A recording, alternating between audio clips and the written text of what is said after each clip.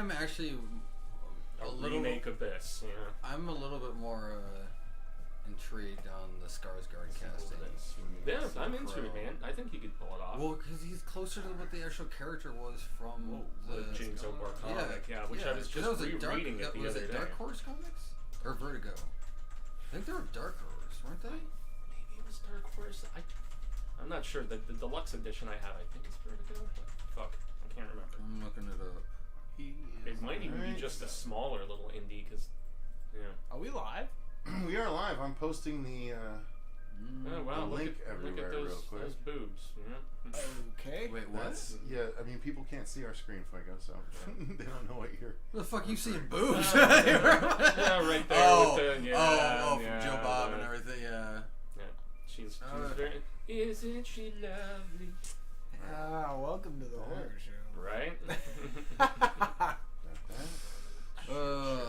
Criminy crepes. So we are live, right? We are. Okay, cool. Howdy, everybody. It was fecal. It was fecal matter.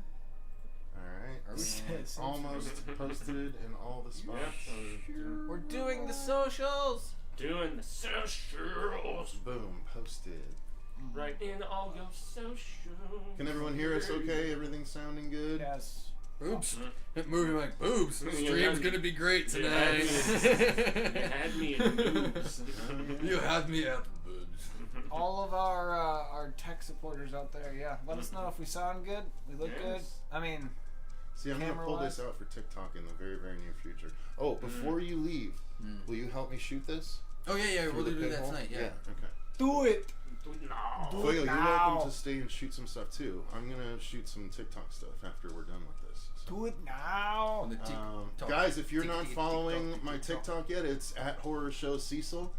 I'm covering a lot of horror comics right now. We're in a big growth period. We've gone from 95 to 1,097 subscribers in the last 10 days or so. So everyone says the sound is good. Sound is good. Okay, good, sweet. Good. We had no hiccups from start. Damn. Yeah, I know. Way to. Yeah. I was just excited. As somebody who was actually hiccuped during like us trying to record things before. You know what's so funny? One of the guys that I watch on YouTube went through the same thing for like 2 weeks. Couldn't stop hiccuping. Yeah. Like all of his videos, he was doing the same thing you were doing. All right, so let's say hi to some people in the chat. Just working backwards, we got Eddie D. We got Staff ZX. What's going on? Dr. Death back in the chat. Always good to see you guys. Paranormal Gaming back in the chat as well. Movie Mike. Emily Edlund. Hey, what's going on? I missed the news with booze. Yeah, well, guess what? This is technically that. So you know what? I guess we should do that. Hey, everyone. Wait. Welcome to the horror show. No, that's not how the news goes. Oh wait, no. See. Hey, everyone. I'm Cecil Laird. I'm Andrew Mercer. Robert Wolfman. I'm Jaime and Fuego. And this is the Horror Show News with Booze! Wow, that sounds a lot better with more people. Yeah, it does. It does. A little more fervency. I'm empty-handed. Fuck, I have the pre-roll too. Oh shit. Stand by, everybody. No, it's okay. Fuck it. No pre-roll this time. Yeah, we're already just fine. I was just gonna show the new. Let me just do the news opening real quick. I'm gonna do the news opening. I'm gonna skip the celebrity thing, but I'm gonna do the news opening. Hey man, it's me, Kevin Smith. I'm Elvira, Mistress of the Dark. Hi, I'm Kane Hodder. Hi, I'm Adrienne Barbeau. This is Fred, the Hammer Williamson. What's up? I'm Tiffany Shepard. Hey, this is Miko Hughes. Hi, this is John Kassir, the voice of the Crypt Keeper. And I'm Bill Mosley. And Spooky Nooches, man. And you're watching The Horror Show. The Horror Show. The Horror Show. The Horror Show. The Horror Show. The Horror Show. The Horror Show. The Horror Show. The Horror Show. It's nothing but joy.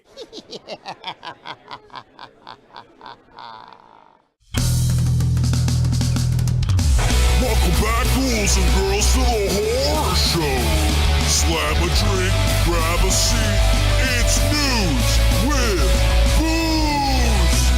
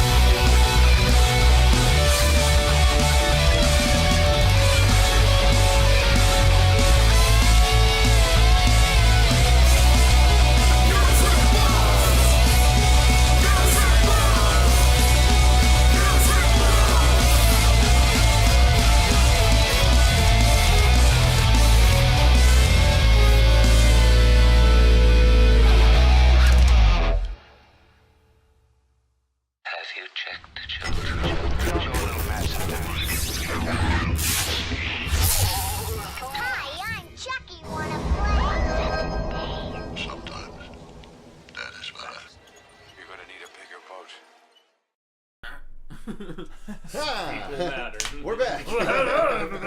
Sorry, guys, I meant to play that earlier. It's a bit crazy over here, but yes. So continuing on, Hurt Minded is here. Next Life Universe is here. Did I say Aaron Anderson yet? I don't think I did. All the people. Yeah. So I think that's pretty much everyone. Sweet. Now the stream can really begin. Exactly. Yeah. So. This is the News with Booze, you guys, so we got a lot of news stories to jump into. Let's go ahead and get her going, and we will start right chair. Of course. Fuego? Yeah. So, unbeknownst to a lot of people, they had apparently been planning a second Nun movie for a while, and I don't understand why, because while it was mildly amusing, it was like going for that hammer horror sort of whateverness. I was shocked when they announced this at CinemaCon this past week, but it's actually the highest grossing of the entire Conjuring franchise, which is, I guess, why it makes sense that they would be doing this. But, I mean, yeah, Michael Chavez is going to be directing. He did that awful Curse of La Llorona movie that was part of the Conjureverse as well.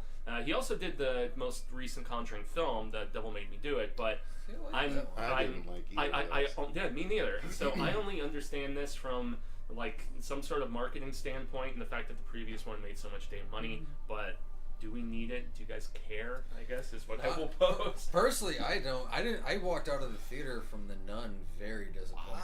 I think Dirk was the only one that really liked it when we. I've always been a fan of the Warrens and everything since I was a kid, from all my ghost stuff and shit. But the Nun was very lackluster. It had a lot of promise that did not deliver. Yeah, like a lot of just cliche scares that just didn't pan out very well in the end. A lot of also issues I had with it was overly dark. You literally couldn't see shit in this movie. My biggest problem, which I get, and like going with like the Northman and everything you had in your natural firelight and stuff like that. The Nun was relying mostly on candlelight, things like that. But man, it just didn't do it. The big thing I had with it was the fact that the big climactic moment was literally stolen from Demon Knight. Like, it's so stupid. You mentioned that during the review, if I remember correctly. Yeah, because which one? In the Nun, the person drinks the blood that's in the thing and spits it on the nun in order to kill her. Literally what Jada does with the blood from Jesus' blood from the key, and then spits it on Billy Zane. I have it when It's been so long. I think since in the I watched review, the review, I did a side-by-side comparison. Okay. You can literally see. Okay. Yeah. See, that's I hate that. Yeah, that's garbage. You think homages are fine, but when it's just blatant rip-offs, literally the same. Yeah. From your average Joe nonchalant horror fan here. But your name's Andrew. It doesn't feel like this character is not scary. It feels like the general public is very scared of the Nun. The character was scary as shit in The Conjuring. The Conjuring. Conjuring 2. Well, I feel like they're just not in its own movie. It's like showing your headshot to a casting agency. Like, hey, if you're gonna get me on a movie, see me like this, and I think that is enough. It's a scary enough, backstory to go with something. But I'm with you guys. It doesn't really make a lot of sense that they would go with that, but I think it did better overseas, most notably in like South America, where there's that much more of like the fact that it made like what 360 million or something total. There's just certain ghost and spirit horror type movies that will fail miserably here in the States. Well, nuns are going to translate across the country. Well, especially on the more religious countries and things like that, where they have those the reach of stigmas and shit like that. Eddie D says the nun be tripping. Right? I thought on her fucking dress. I thought Frenchie was funny, and I didn't think Tyson was bad in it, but the script and the direction, and it was just a film wrought with a lot of problems, and the fact that we still haven't got the goddamn Crooked Man movie, and yet we're getting the second one. That's what's pissing me off. Dumb. The Crooked Man is the one I've wanted the most. And they announced it. And that was the guy in the red pinstripe suit. Yeah, that was played by an actual... I thought it was a CG guy. A lot of people thought it was a CG effect, but no, it was played by an actual dude. In stilts? No, it's the same Javier Bodet, I believe is his name. He's the guy from It as well, right? Didn't he come out of the fridge in It? I think so. No, but what he played Mama in Mama, and then he also underrated film. He was the big creepy thing in Wreck. In the Wreck movies, at the end, the really skinny, evil, demonic chick at the end. That's him. Oh shit. Yeah. Mm-hmm. Okay. See, when you brought up the Wreck thing, now I know who you're talking about. Yeah. That big, super skinny, and so that's why he's a big, super skinny thing. And because I watched thing on it. I watched a behind the scenes on it, and it was like, the Crooked Man was real, and I was like, what? And then it showed him in the shots doing the walk and stuff. I was like, holy fuck. That's one of those things where it's like, it's a real person, but it's CGI enhancements. He played the leper in It. Yeah, there you go. Okay, it was the leper. I can't remember if it was the contortionist-y person who came out of the refrigerator or not. Yeah, thank you, Movie Mike. Yeah, I knew he was in it. Mike usually comes in the real quick, shout out to a couple of other people that slid in a little bit ago. Pink Devil's Mommy. By the way, I love that name. That's a great screen name. And then Jaden, would you guys say Gary or Garay for that? Garay? There's two A's, so there's but that could be a pronunciation of Gary. Hey man, Jaden, if you're still out there, let us know. I'm curious. Yeah. He's gonna type it through. It's gonna sound the same. I still like the Nun. Corey Fitchner is here. I still like the Nun because of Hammer horror feel, even though. Yeah, which I mentioned. Yeah. Oh, retracted the message. Okay, never mind, Corey. Sorry. I didn't want to read it anyway. All right, so have we sufficiently covered story number one? So, I believe so. By the way, actually, no, just before we move on, so The Conjuring 3, The Devil Made Me Do It, I didn't like the first time, but I do have to rewatch because I do have all 5 issues of The Conjuring, the Lover comic book to cover. It's like and that ties directly into, it tells the story of the girl that they're finding the mystery about. Oh, no shit. Okay. Yeah. See, I actually really You might like that series. I like The Devil Made Me Do It, especially the beginning possession scenes with the kid and shit. I'm telling you, doing TikTok is so easy. You do an intro and then you read the script for everything that's in the book. You never have to. It's like it's not a usual issue. Super easy. It's so awesome. Hi JP. Hi JP. Yo. I'm here too. Forgot to say Dude, hi. Yeah, if you guys want a shout out, say what's up in the chat. Eddie, I am so in agreement. I would love a live action Warhammer 40K.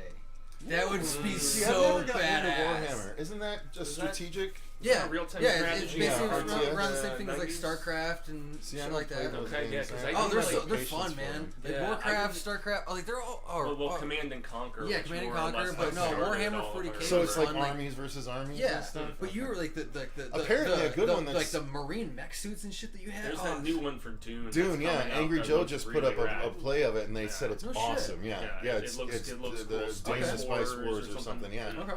It's set in the new movie's continuity and stuff. Yeah. It looks really cool. Okay. All right, 20-minute episode what over do on we the got? AJ channel.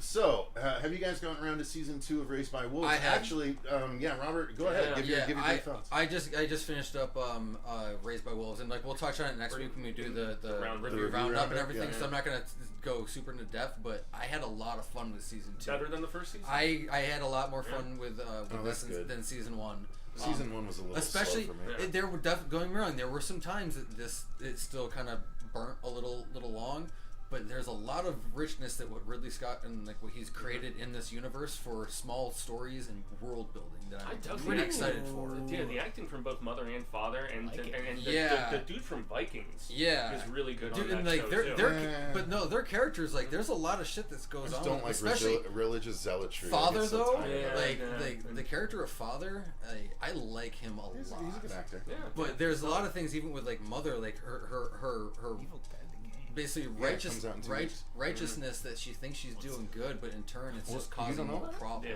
Yeah, we'll being so misguided in that regard. Exactly. And yet they hovered back and forth in that first season between like her being a little bit more of a virtuous season character. Season 3 is gonna be crazy, which is confirmed, I believe. Yeah.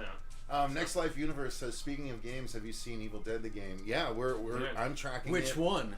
They just put out a few days ago. They put out a 4-minute gameplay trailer narrated by Bruce. Oh really? But it's basically it's Friday the 13th. Left 4 Dead mixed with Friday the 13th mechanics. So there's 4 of you working as characters, good guys from the Evil Dead series against a bunch of Deadites that are, and you have like things you're trying to accomplish in the map before you all get killed. Wave and level accomplishment. I believe or just something open world survival. No, not open world survival. It's more like Friday the 13th with Left 4 Dead mechanics. So basically, you have to get like a generator going or whatever in order to clear out this level and shit like that. And I think there is refill the car. But And there is a mode to kill things. And there is a mode that's like the Doom multiplayer where you play the Kandarian demons and you go after because you can play as Evil Ash from Evil Ash and then Evil Ash from Army of Darkness. Okay. And they did announce that it's crossplay. Okay. Yeah, that's cool. So no matter what Cross-play system, platform. yeah. So Xbox, PlayStation, and PC can all play together. That is I played more of a thing. like Fistful of Boomstick. I think was one that I played. Would that be considered an open world? Like not open world, but it was a story. At the time though, for PS2, that one was definitely a lot more open world, just because where it was set in Dearborn. Yeah, but it's not. It's not by today's standards of like what GTA and shit is. Large scale map. Yeah, Elden Ring, Horizon Zero Dawn. Exactly. Yeah, those are all open. That's ridiculous. Those are crazy games, dude. A lot of time. Corey says didn't mean to do that. Didn't mean to eliminate his. Okay. All right, so let's move on to story number 2. While we have a little break in the comments and everything here. Which is another one that. So hold on. I haven't changed it yet. Sorry. There's a thing that happened. There you go. Okay, so for years now, they have been trying to get a new Crow movie off the ground. And it's like every time there would be some murmurings about it and there would be a new big star attached. I think Luke Evans, who we were just talking about in our previous segment. Momoa. Bradley Cooper even at one particular point. But now they're saying once again that it's finally going to happen. And it's with intriguing casting, at least for me personally. Bill Skarsgård.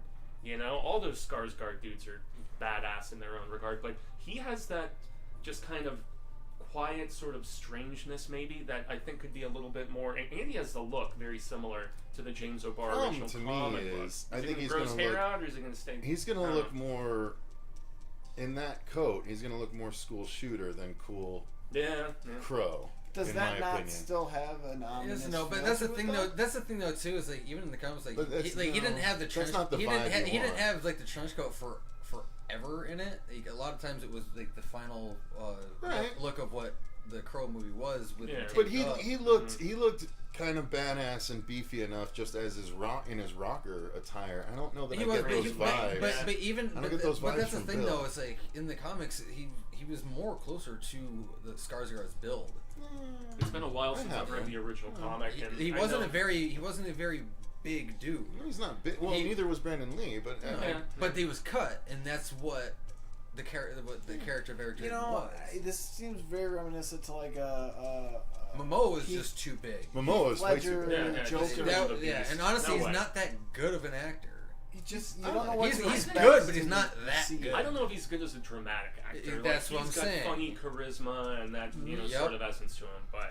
You know, the writer for this, who's actually penning the screenplay, most recently did King Richard, of all things, the Will Smith movie. So coming out of left field. His name out of your fucking mouth. Yeah, I would prefer to at this particular point. I'm going to. Yeah. G.I. Jane 2. Can't wait to see it. 10 years without being at the Oscars. Oh, I did. I didn't even see if you kept the Bright story on there or not, or did you cut it? Because Bright 2. Oh no, I cut it. Yeah, they canceled it on Netflix. They just honestly, they just recast it. Who fucking cares? No one cares about that property anyway. I never even watched it. I did. It was alright. It was okay. Yeah, it was alright. I know they spent a lot of money on practical effects. The practical effects and like the effects in general. Wasn't it Joel Edgerton? I think. Yeah, as the orc. Yeah, like he was good, man. Yeah, it looked like an interesting. Well, look, mashup The Crow is from 1993, so yeah, it's not surprising that there's going to be a lot of people that haven't seen it. Emily said, I've never seen the original Crow. Oh, you need to watch it. Guys, it's 30 years But ago. at the same time, almost 30 look at years why ago. she's interested in the property. It's all Bill Skarsgård. That's why she wants to says see because of Bill Skarsgård. No, and I understand that. But I have the basis for comparison, and so I'm saying, for me, as someone that's seen and loves the original and has the comics, so I know the frame of reference even the movie was coming from. I feel like Bill, again, gives off more school shooter vibes than Eric Draven vibes. No, and Dr. Death says it needs an update. Hey, he surprised us all with Pennywise. F the Crow. Leave it as right. So yeah, Well, I mean, it's one of those. Well, and I agree. Like, not every movie needs a fucking remake. Well, but here's the thing. The reason, while I may feel that way, I don't express that opinion because I love whenever we get all these other horror remakes and everyone else is like, we don't need another Michael Myers, we don't need another Texas Chainsaw, and I'm like, guys, it might be good. There's a chance it might be one we revisit. But that's what I'm saying. So I can't complain about, like, maybe this will be a Crow movie I want to revisit in the future. So I can't poo-poo it just based on that. Aaron Anderson brings up a good point, like Cujo. Cujo would be a good remake. They've been trying to do it for a while. I would like He that, would, but it's he got to would be done absolutely correctly, be a pit bull right? in this one. Yeah, Like, he probably would, which would be fucking stupid. Yeah. You see, with Modern this times, No, keep him as a Saint Bernard. it is more intimidating to have him as a Saint Bernard because you don't. Keanu would have made a good Crow about 20 years ago. He could put him in there. He'll do it right now. Do it. No, he's still trying to get Marvel stuff going too. He should. Well, he made his own comic Berserker. That's true. Going right now, Yeah, and that is being made into well. a movie. Yeah. Less about the Skarsgård casting for me, and where I draw a little bit more concern is the directing choice, which is Rupert Sanders, who did the Ghost in the Shell live-action movie and Snow White and the Huntsman, and that's where I'm just like, look, Snow White and the Huntsman was kind of fun, and Ghost in the Shell. Look, the problem with from a visual standpoint. Yeah, it was pretty. Like, I don't know that I would lay that movie's failures at the feet of the director. There's a lot of issues going into it with all the people hating on it because ScarJo took a traditionally Japanese character's role, right? Yes, very much so. So that was a big issue going into it. So, and that's where you'll have the hate brigade for sure. We watched The Crow every Devil's Night. I love that too. That's where I even found out about Devil's Night. Like, my children know Brandon Lee. Again, the Crow remake is a wait and see situation. Which is also, okay. Yeah, I mean, wait and see. Sure. No, I was looking at Jonathan Nichols. Cujo would be a CGI. Yeah, mess. Probably. That's the crap thing. Is like, yeah, they would probably use more like, especially on the attack scenes. Yeah, the guidelines are not like they were in the 70s. Yeah, they would use more CGI dog and like. Yeah, if you can call it the Wild with friggin' Harrison Ford is going to have a CGI, you're like, okay, we're kind of past those particular names. But yeah, then make Cujo a Pomeranian. A fucking rabid Pomeranian or a Chihuahua. Chihuahuas already send more people. Why don't they do that? Chihuahua. Molly, the Thing of Evil, Stephen King's dog, is a friggin' little corgi. I just love the way you said it. It just threw me off. You're like left field with a bowling ball. I mean, how are you gonna do Cujo but a Chihuahua? Chihuahua. But no, seriously, Chihuahuas send more people to the hospital every year for dog bites than I know. They're little monsters. They're I hate those little bastards. They're originally supposed to be just little rat catchers, right? Dude. You know? Well, no, they Isn't that what they bred them for down in Mexico? Lion hunting and shit like that. They would use them for because they're ankle biters. So they'd go after like the. I tell you what, Jason Momoa needs to do. Jason Momoa needs to do the life story of the Undertaker. Oh, that would be fucking rad. Yeah. Okay. Come on, who better? I mean, 21-1 at WrestleMania. Yeah, the fact that he had that big moment. They put him in the Hall of Fame, right? They should have just let him keep going, but he wanted to. No, because they had him in the Hall of Fame, and he even said "Never say never" before he left the ring. Sorry, I was trying to find the next story. All right, so Final Destination as an anthology TV series would be really dope. I agree with that. I 100% agree. They are relaunching Final Destination right now, though we talked about it many months ago here in the news. So that would be worth milking into a 6-episode series without being an anthology. To be honest with you, Eddie D. I agree. I would kind of be down for Jason Momoa playing Nathan Explosion. I don't know who that is. Metalocalypse. I never actually watched that. Many years ago. Oh my god! I was just literally jamming out to that first album on the way out here today. Alcohol. I need to start making a list of movies I can do first watches to. Oh yeah. All right. Faculty remake sounds good, but there would need to be. It's too soon. Be for horrible with Faculty modern remake. day teens. Yeah. I love that movie. It still works. It's one of my that's one of those ones that it aged very, very it well. Holds up, especially with that soundtrack too, man. Oh it's excellent. Solid 90s soundtrack. Yeah, recipes for If you guys haven't checked out, speaking of solid 90s soundtracks, if you guys haven't checked out, we were just talking about Judgment solid Night, 90s soundtrack. Dude, it is. You know what though? It's Judgment Night is one of the best 90s soundtracks, it was like man. Rap bands, rapping, yeah, dude. Bands. So you had Onyx and Biohazard. You had Helmet and dude, it was so great. It's a good soundtrack. Check that album out, guys. It's fucking awesome. Helmet's a great band. All right, they broke up for a while. Yeah. All right, let's move on to the story number 3. Yeah, and one of the strangest, most unexpected uses of an IP. Spirit Halloween is getting a movie. Yeah, with I saw this Yeah. like a couple weeks back. So what are the chances this isn't like? I mean, it's a promo to save their business. No. What they should absolutely here's what they should do with this. They're going after the Goosebumps. Right. Make it Goosebumps. Sure. Make it like that one. What is it? Dustin Hoffman movie where it's the one where he runs the toy shop. Man. God, what is that movie, guys? What is the one I'm thinking of? Is it Dustin Hoffman? Someone's running a toy shop and they're getting old and they want to have someone else take over the toy shop. No, it's not Robin Williams. I know what you're talking about. It's like the Mr. a Magic Emporium or whatever. Yeah. That's but that was it was Mr. Megorium's something. Yeah, Emporium. Magic Emporium. Yes. Okay. Yeah. I can see this with a Night Books vibe as well. Just like solid PG, kid-friendly horror. I love the two that they've at least cast. Rachel Lee Cook, I'm glad that she's getting some work again after taking a pretty extensive break, to be honest, And Kristopher Lloyd anytime. I mean, Kristopher Lloyd, dude. Come on. I mean, I would love it if he played the owner of the Spirit Halloween store and he started it in order to freeze all the monsters that are out there for the year. As long as they get to be displayed for like a month and a half every year or something like that, right? But then they start to get closed down, and so the monsters aren't like their end of the deal isn't being held up, so they start to roam free and stuff, something like that. It honestly makes me wonder. Million Ideas fucking knows what I'm talking about. Yeah, Judgment Night soundtrack is still fire. Yeah. Fuck you. Get over it. Well, with all the theorizing, it's a great soundtrack. I agree. Yeah, with all the theorizing, though, should we even read the synopsis? Because there is a synopsis. This go movie's ahead. apparently already I didn't realize. It's already in the can, man, yeah. In the can? Yeah. It's been shot? It's filmed. It's done. Wow. Yeah, okay. so they were keeping it a little bit of a secret. Yeah.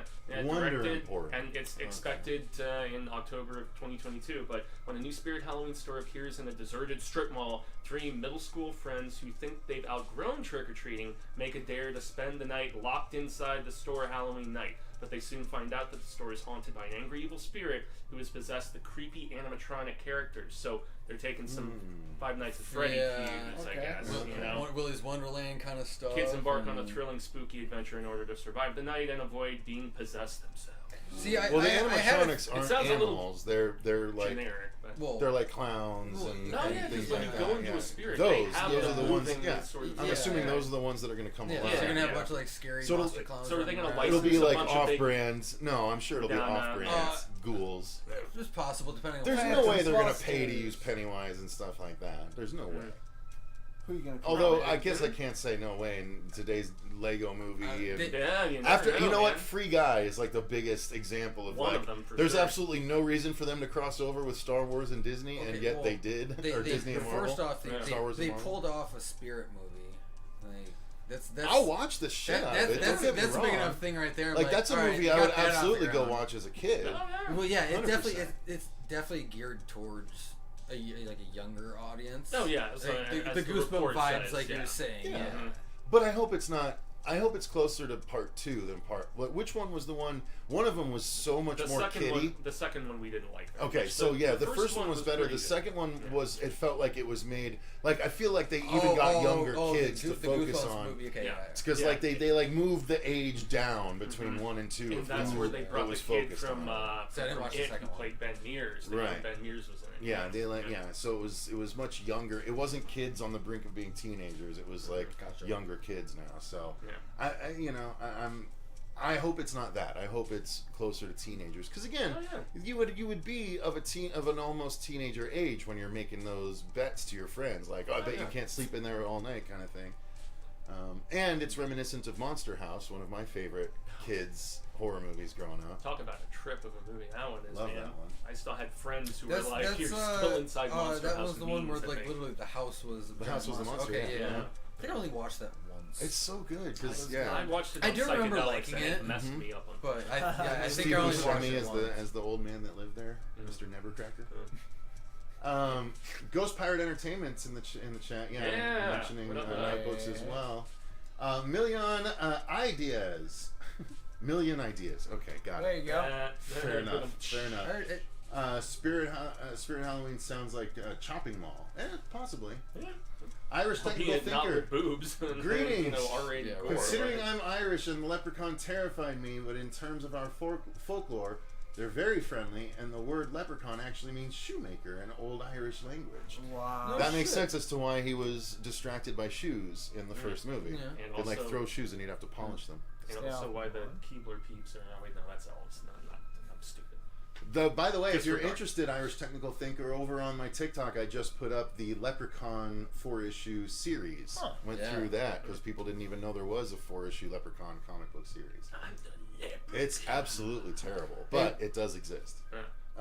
Galford's dog is here. I heard Spirit Halloween started as a failed script, and Spirit Halloween just took over. Interesting. Oh, one of those. That would make some sense. The reappropriation, and you just get a noteworthy eyepiece. Fair enough. Oh, that sounds about right. That's a story. Let's just slap our title on it. Yeah, exactly. Yeah. Maybe that'll. Because honestly, it helped. If you look at it in the end, it helps both parties. Yeah. True. I wouldn't be surprised if that's what happened. So. Yeah. All right, let's move on. Sometimes it works out, like with that Hellraiser movie that had Henry Cavill and. Oh yeah. That was originally something completely different. Yeah. All right, so let's see. Moving on to story number 4.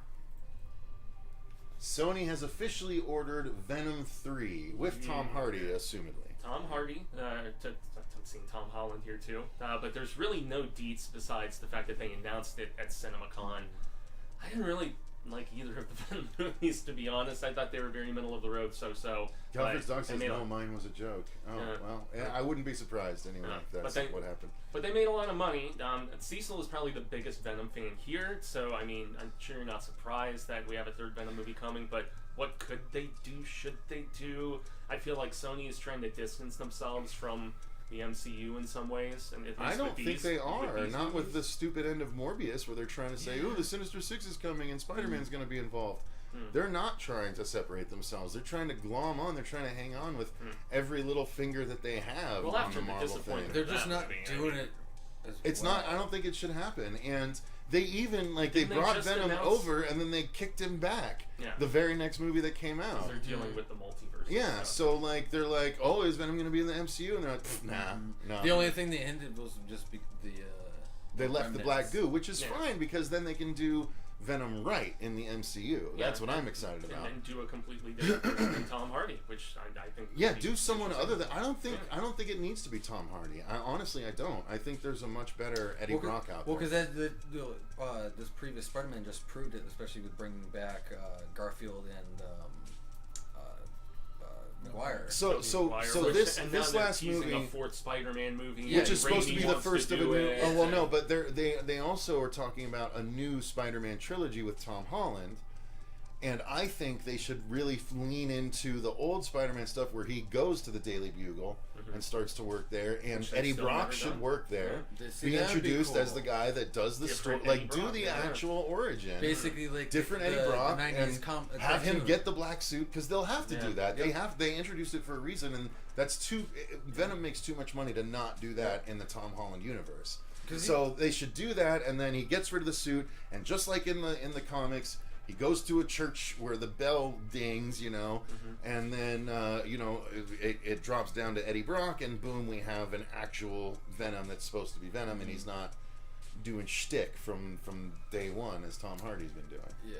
So then to geek out just a little bit, do you foresee, as like one of the biggest Spider-Man fans that I know, do you think they will do maybe separate movies? Like there will be a Sony-only Spider-Man 4 Raimi, and then I think anything's possible after No Way Home. I mean, it made so much money, and there was such a pleasure in seeing those characters again that I think even Hollywood was like, endeared itself to me big time. At first, I guarantee before the movie came out, the studios collectively could be assumed to be like, yeah, this is the last time we're doing this for them, but this is the last time we're gonna see these guys. After the movie, they'd be like, do you think we should bring these guys back? Yeah. Because it's just like a fair. There's demand for these guys. And that's the thing too, is Maguire and Garfield have wanted to come back as Spider-Man for the longest time. Well, Garfield especially, because he was supposed to have a third movie. Yeah, he definitely got screwed, and I'm not gonna bullshit. Like, he's upped his acting his Spider-Man movies. He was always the best part of his movies. Yeah. He's been great from the beginning. Yeah, while the whole movie around him was kind of lackluster, he was the best part of it. One of my biggest downfalls, or my biggest disappointments was Rhino. Gross. No, yeah. Rhino is the worst. Like, but we saw. Did you see? I love Giamatti, but they fucking screwed. We saw the MCU Rhino appear in the sky. Yeah, I know. So we know the real ones are out there. Suit with the suit, and we saw Kraven up in the sky. Yep. We saw a bunch of people. We saw Doppelganger up in the sky. I want so bad a Kraven the Hunter movie. Well, we're getting the Kraven. Well, no, they're making a Kraven movie right now. Kraven the Hunter. They even announced El Muerto or some that's other. The worst. Like I don't even know who that character. He's literally been in 2 issues. No. Really? 2 issues of Spider-Man. But who are they having casted as Kraven? That I'm not sure. It's Kick-Ass, isn't it? Yes, it is. Aaron Taylor Johnson. Yeah. Should have put Javier Bardem. No. He's maybe a little too old. The dude's like. No, I mean, not too give old. that to Jason Momoa. Yeah. See, he's not in the MCU. See right there, true. As Kraven the Hunter, he's that got that would have been hair, that would have been perfect. Like got a mane. Yep. Put the lion over his shoulders, dude. Exactly. Yeah, that would be Bad Bunny. Because he's no way. He's supposed to be like Bad Bunny. Yeah, is he a rapper? 15 years or 20 years older than Spider-Man. Technically, he's an older gentleman. Well, in a perfect world, we will get a 4th Spider-Man with Raimi directing. We'll get a 3rd Andrew Garfield because, I mean, that guy has upped his prowess as an actor so much. If you saw Eyes of Tammy Faye, Tick, Tick, Boom, he is damn good in that movie. I mean, he got an Oscar nomination for a reason. So I thought he stole every scene he was in No Way Home, quite frankly. I liked him that much. Well, he was the most his dramatic acting. It was the most redemptive. Is great. I mean, he said so much with his face just after saving Zendaya, and he's so much so that even she. I thought I read somewhere, and maybe I'm just putting this together in my head as a bit of lore, but I thought I read somewhere that her line "Are you okay?" wasn't in the script. She just responded to his acting on the day of and was like, "Are you okay?" And it stayed in, and it's like that to me is the best moment of the entire. Well, absolutely, movie. Because that was him. It was his redemption kind of thing. Yeah. For losing Gwen. Someone did a great edit on TikTok where it spliced that moment with him not saving Gwen, and so it's what he's imagining as he's diving down to get her, and as he catches her, he remembers seeing Gwen, and because he says the same thing, he says, "Are you okay?" to Gwen, and she doesn't respond, so the edit was so brilliant. I was like, oh, I just got hit by another truck. I didn't even see the first one that hit me.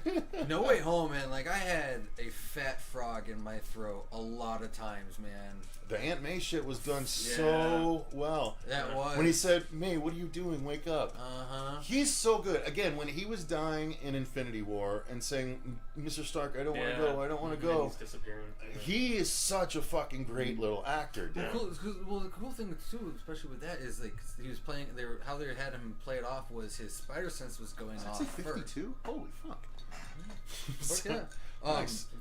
His spider sense was going off before any of that happened. That's why he was like, "Something's not right. I don't feel right. Something's not right." And then he starts disappearing way sooner than. I don't want to go. Yeah, because if you look at all the other characters prior to that, they just boom, and then oh shit, I'm disappearing. Yeah. He had that 30 seconds of recognition. Because the spider sense. Exactly. I don't feel so good. So it was more. It was more of the impactfulness between the father and son dynamic with him and Stark. That's where, in some ways, I felt like Infinity War had a little bit more emotional weight to it than Endgame did, because of just the all hope is lost. The writing that they've done, they were very smart with how they did the MCU.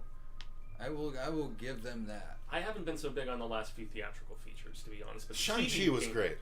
Okay, Shang-Chi I haven't gotten to that excellent. one yet. Yeah. I don't really care to see Eternals because I've had. Don't skip Eternals. Watch okay. Shang-Chi, dude. Yeah. Shang-Chi is so Did you entertaining. not buying that yet? I don't buy, but it's on Disney Plus. on Just Disney. borrow my Disney Plus. Okay, I'll get the login Yeah. and stuff. I mean, you should really purchase Disney Plus, Rob. Exactly. Yes, I'm going to purchase Disney Plus with his information. We all have separate accounts. Yes, we are not shilling. Yeah, they're called separate Yeah. profiles. Million Ideas Yeah, says with- my son cries every time he dies in Infinity War. Uh-huh. Yeah, Oh. 100%. Yeah. I'd like to see an R-rated Spider-Man. See, I don't think we'd get that until we start to.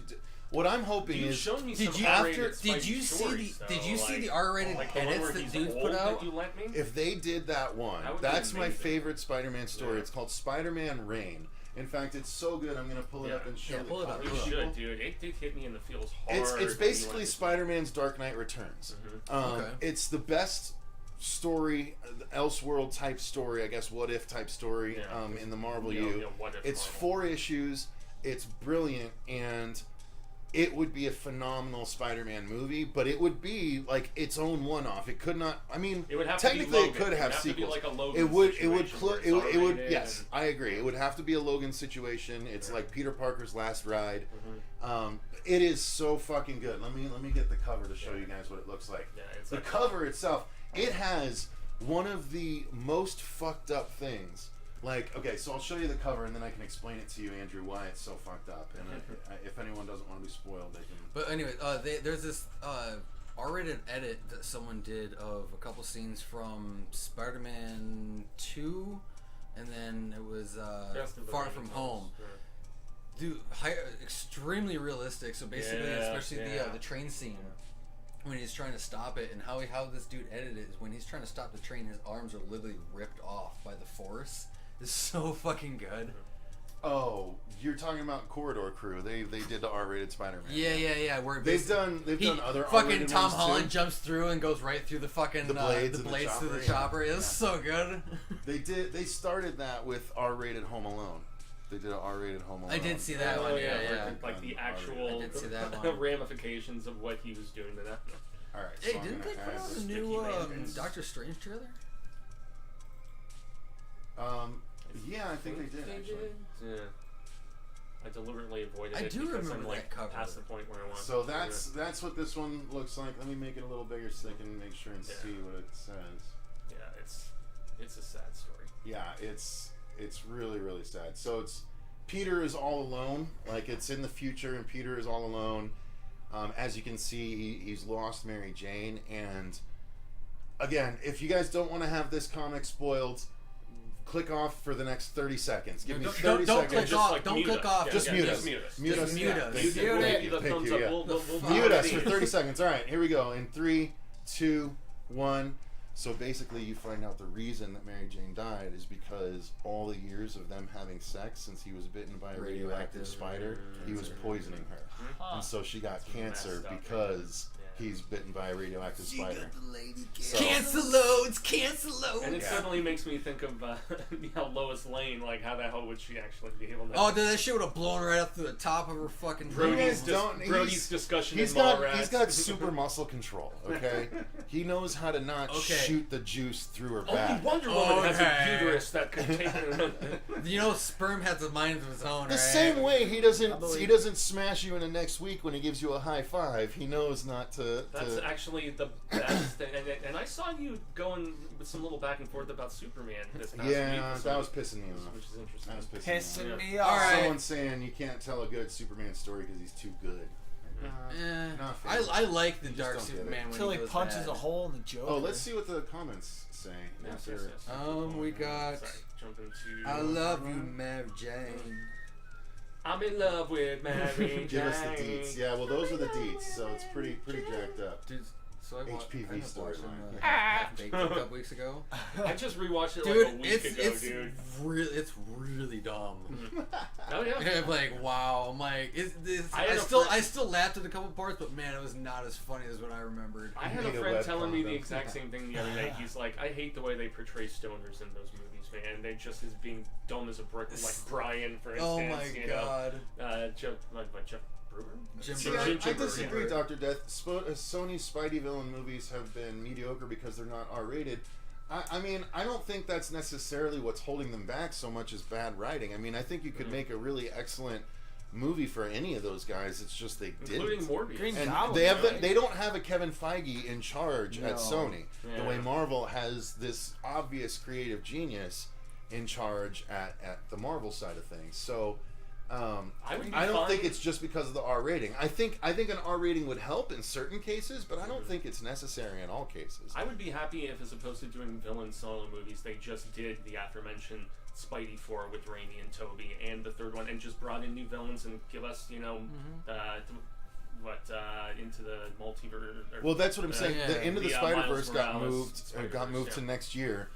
It's part 1 of 2. So what I was thinking is maybe if we get enough cool new Spider-Man introduced there that people react to, maybe we'll get 2022. Well, what I would be surprised is if we don't get a Spider-Gwen movie in the very near future. Spider-Gwen would be cool. Because Spider-Gwen has gotten tons of attention. Spider-Punk just got his own comic book, or her own comic. I can't remember which it was. Okay, so what's the one with girl from Bad Times at the El Royale that they just announced? Madam Web? Yeah, I think that's it. Yeah, Madam Web. She's an old woman character. Yeah. Okay. She's the keeper of the web, where it's like she can see stuff that's happening in the universe via the web, and it's she's traditionally played by an old woman, but they did youngify her in the not terribly long distance Dakota ago. Johnson. Yeah, she was the one in the 50 Shades movies, so I'm guessing it's not going to be old. See that version. one? You throw that one would have been perfect for like what's her name? Heather Mirren? Helen Mirren? Like, well, yeah, if it was the old, if they were going for the old version. But she's not an interesting enough character to do that. That's what I'm saying. It's weird. That's why they have to go young. But they're also making Silk. Silk is another one. She is a spider character, a female spider character from Amazing Spider-Man.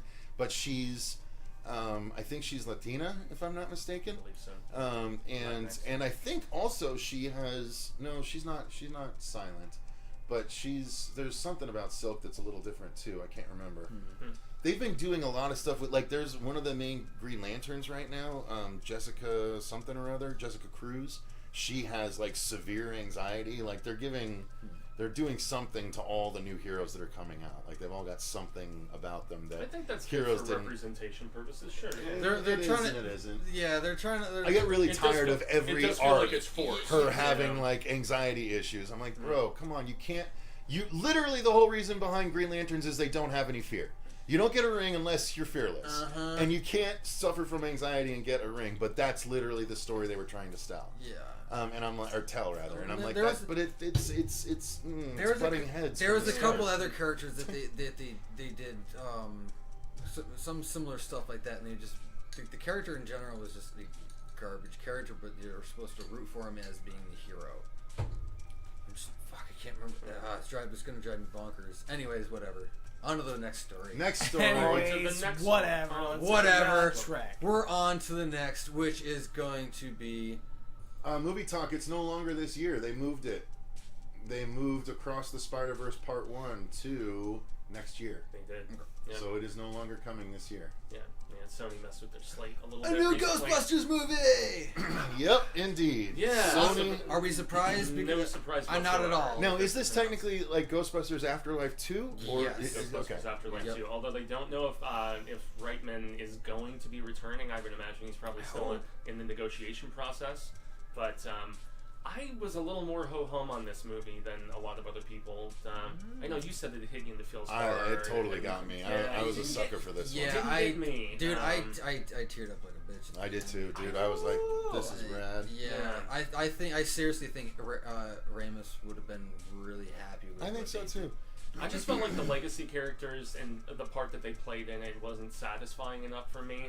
And so I hope that with this next movie, they just focus on all of those noobs. You know, I mean, the Spenkler grandchild. That feels at odds. It feels like a contradictory statement. How so? You felt like the legacy characters didn't get enough to do, and so you hope the next one just focuses on the newbies. Yeah, because I like the newbies, you know, and so I like the new kids. So why did you want the legacy characters to have more to do if you like the newbies? Because I love the legacy characters, you know. I think I can have. So you're talking about like more so of them just working together. It's more of like a 60-40, 50-50. Well, the next movie can be the training, right? Yeah, like maybe. Like this. I feel don't know like with this had to be Murray's the current origin. Issues if they're going, we don't know what's up with them. I like that they gave a whole movie to tell the origin of the kids. Like, give us the kids' origin. Absolutely. We didn't need the other ones to lift up that story. And now that they're all in the same world and aware of each other, now they can do the master Padawan situation if they really want to. So then, would you suspect with this it might be more of like what they're making us just understand or hope or think or whatever, that Dominion is going to be more like legacy characters playing. I would hope it's more. part. Yes. If we're talking about Jurassic World Dominion, where the old and the new are working together, yes, I do believe it's a little more of a that's what they. bit of attention. I think that's what they should aim to do, especially with Winston being the rich daddy now and like buying the old station. I like some of that stuff. I think so. I think it would be foolhardy of them not to do that for the next one. They've literally made their bed to do that. He wants to be in more. Aykroyd will be there. Winston will be there. And Ernie Hudson was Bill, to come who back. cares? Honestly, Janine will be there for sure. Like, and also because Bill has been so like thumb his nose at the franchise, and he thumbs his nose at anything. Like and that's why the recent accusations with him, I'm not surprised whatsoever. The misconduct. The misconduct on the set of the Aziz Ansari movie. Dr. Death's last comment. What do you guys feel about that? Do you think that's a good way to approach it? Just bring back Rick Moranis and make it a bigger world event. That would be amazing. Moranis was approached to return for Afterlife and he declined. Yeah, he declined. So, all he's done is that Ryan Reynolds commercial. That's all he's come back to do. Yeah. Well, fuck. After his it was rumored that he was coming back. Like he ended up getting. Remember, he got attacked in New York City. Right. Remember. And everything, and he basically went right back into hiding for a while. Tell me though that he literally could come back and just make legacy sequels to previous properties that he's done. And live out the rest. He could do more Honey, I Shrunk the Kids. Strange Brew 2. Like it would be Honey, I Shrunk the Grandchildren. You know what I mean? Dude, that'd be so great. You could do that. You could do. I would love to see a new installment of My Blue Heaven with him and Steve Martin. I absolutely love that old movie and bring back John Cusack. Just and Obi-Wan him. Just have him come back for these. It would be so fun. How about Little Giants 2? And bring back him and Ed O'Neill. And that's the thing. Awesome. Like I especially for. The older crowd that has introduced their kids to like Honey, I Shrunk the Kids, he would be such a pull, massive pull, especially because he's a huge part of a lot of our childhood. He is, and especially because he was so careful with what roles he chose, especially ones that he knew his children was going to be able to watch. And it was also like very, very virtuous and awesome the way he walked away from the industry after what happened with his and I don't blame him at all for that. Like no, you're a fucking badass for that. You take care of your family, dude. He properly prioritized. Yep. And he's fine. The roles that he chose were extremely smart roles, and the royalties he's probably been able to live off of that, whatever job that he's doing in the meantime. Fuck yeah. Yeah, he's got seems a lot like of everybody wants Moranis back. Everybody loves Rick Moranis. Yeah. It's crazy though, with such a massive property and the fact that it's literally 2 + 2 = 4. Just bring him back, let him do this, and move on. It's not happening because they're trying to do another Little Shop right now too. And if he came back and cameoed that's another in that, one. You know, I mean, he did. He was so. But just like you were saying, dude, if we got a shop, he picked his roles. He picked what he wanted to do. Dude, that could be a really great dark script. Like, what if he turns into? Oh, that's a good idea. I've never seen the Nicholson original. No, but listen. What if after the end of the first one, right? Because the good ending. There was an apocalyptic ending, right? So the good ending, he gets the house and the white picket fence with Audrey, and you see all these little Audrey 2s on the front of their fence. So what if down the line they grow up and eat Audrey, and he goes crazy and becomes this Edward Scissorhands like hermit that keeps Audrey 2s as his perimeter defense, and like do something cool like that where it's like Audrey 2s are popping up everywhere, and like the only person that knows about it is this guy Seymour Krelborn, but he lives up in that house surrounded by these crazy fucking plants. Like I feel like there's a story there that would be really cool to tell. I don't know. I like that. Yeah, I like that. Yeah, that sounds right. I honestly, I'm thinking big, man. I know. I'm That's like, what I'm saying. Like, I'm go literally dark with picturing it. that whole thing in my head, just like give it the Tim Burton feel, even. Yeah, you know what I mean, like that'd be pretty fucking dope. The '80s one definitely had kind of that Burton-y sort of vibe. At times, but Calford's dog had a funny comment. Yeah, exactly. Doug McKenzie, you could do another Strange Brew. That's what I'm saying. Like Rick Moranis. Oh, did you? Okay, I missed that. Yeah. No. His like wanting Rick Moranis to come back to Hollywood is like wanting a nice guy to date Amber Heard. Ooh, that's true. That is completely fair. That's a good one. That was a zinger. That's a good comment. Yeah, but just like that bottle on Depp's finger. Well, if you're young in Hollywood and not properly established, and you're trying to jump up the ladder. Nosferatu's in the chat too. What's going on? Yes. Sean Williams, I don't know if I shouted you out yet. Bring back the great and powerful Vigo. Yeah, I don't think. No, honestly, Vigo. I am a Ghostbusters 2 apologist. Though. Like, I really I'd like to see the slime. I don't need to see Vigo. Yeah, Vigo was kind of just a Chicago their kind of character. Just a little bit, I gotta say. All right, let's move on to. Surprise, right? Yeah, Scream 6. So we did cover that this is happening, but we didn't know that they were actually aiming to release it. Literally, as of today, less than a year from now, we will have Scream 6 in our hands. I believe it. Yeah. Well, let's hope that at least then with this release, Neve Campbell doesn't cancel Ed Munster. That's the one kidding. thing. Well, I don't think any of the legacy characters are going to be as involved in this one. I never got that. I don't think so either. Yeah. I think you're totally right. It is dated for March 31st of 2023. Okay. So, see, with the Scream stuff, that would be more of like at this point, just you have your copycat killers, which is basically what's repeated every fucking time. But just put it in new city, new characters, that start something new.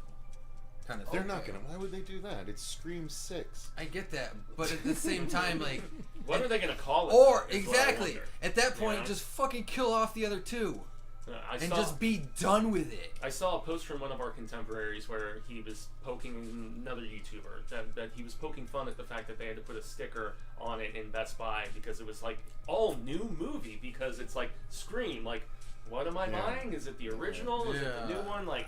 That's the sort of stuff where with this titling and just recycling of it, as opposed to giving it some sort of like sub distinction and just. I wish they'd go like old school horror movies and call it Scream 666. You know, have to do with demonic something or hey, other. they did it with Children of the Corn.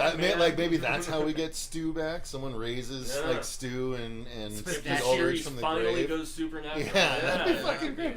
Actually, that'd be a good way to go meta with it. Be like when series have to go supernatural to evolve, right? Because Jason went supernatural eventually. Michael Myers went supernatural. Well, he got shot 6 times in the first movie and survived, so I guess he's technically always been a little at least with Jason though, like Hatchet was supernatural eventually. Yeah, that's true. After what was it? The second movie, when they brought him back, they're like, oh well, now he can come back. Well, because like Jason, at least like it's because after Jason Goes to Hell, technically is when it. No, 6 when he got resurrected as a zombie with the lightning. Oh, that's what it was. Yeah, that's when they finally crossed. Well, I know at least when Jason Goes to Hell, it was confirmed that Jason, is dead, and he's technically a deadite because the Necronomicon was featured. That's what they were gonna do, but they never. Well, it's official and unofficial, but he's still technically considered an undead kind of deadite kind of. He's not considered a deadite because it didn't make it into the movie. Whatever. The only confirmed legacy it's a part of the Freddy character- vs. Jason vs. Ash comics too, but it's technically not canon. No, the only confirmed legacy character right now is Courtney Cox. So we don't. They did confirm. She is confirmed to return. So we'll at least have her. Nev, in some ways, felt like she was going through the motions in this most recent one, but so did Courtney. You know? So did they all. Honestly, Dewey was the only one I think that shined from the returnees in Scream 5. I'm just really curious where the story even goes, because they did kind of hint on the supernatural. I don't care. That's the problem. The bigger problem is I don't care where the story goes at this point. Aaron Anderson, Scream 6, Scream in space. Like, seriously, they literally need to Scream on a space station. Every single movie, they need to make up a new familial connection in order to get anyone to give a shit, and it's like. I'm tired of that. Like, I'm tired. It's like, what family member didn't I know about before this movie? I'm guessing they're the killer. You know what I mean? Like, Yeah, that's where I mean, like Scramityville, like Scramityville. There you go, Scramityville. There's your popsicle stick joke for the evening, what's guys. What's up, Sam? Cobra Kai. Samuel Glass. Sam Glass, what's up? Sean Williams, I see you out there. Look forward to being moderator for the next house. Jamie Kennedy seemed to want to come back. Of course, Jamie Kennedy wants to come back. Have you seen Jamie Kennedy in recent years? Yeah. He's all right in the Tremors stuff, but more than one person at Mad Monster last year said they thought he was a homeless man. Yeah, and people avoided. I talked to a couple people that actually avoided his booth because of how lecherous he was. Disheveled. We'll just say he looked.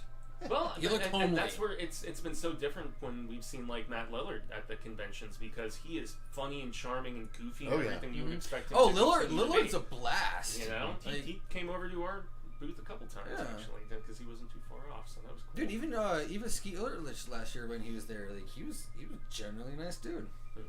Movie Talk Plus, if there's money to be made, they're not going to end the franchise, and it was pretty successful. So much more than 4. I mean, it made a shit ton more money than Scream 4. Well, because again, you have your Legacy 3 coming back.